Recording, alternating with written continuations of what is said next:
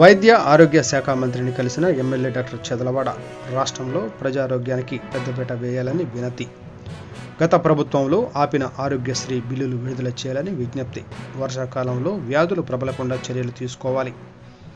గాడి తప్పిన వైద్య ఆరోగ్య రంగాన్ని గాడిన పెట్టాలని విజ్ఞప్తి. గత ప్రభుత్వం అసమర్థ నిర్లక్ష్య పనితీరుతో గాడి తప్పిన వైద్య ఆరోగ్య రంగాన్ని గాడిలో పెట్టే చర్యలు తీసుకోవాలని రాష్ట్ర వైద్య ఆరోగ్య శాఖ మంత్రి సత్యకుమార్ను నరసరావుపేట ఎమ్మెల్యే డాక్టర్ చదలవాడ అరవింద్ బాబు కోరారు.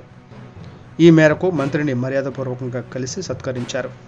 జగన్ రెడ్డి 5 ఏళ్ల పాటు వ్యవస్థల్ని నాశనం చేశాడని, అందులో ముఖ్యంగా వైద్య ఆరోగ్య రంగాన్ని పూర్తిగా దెబ్బతీశాడన్నారు.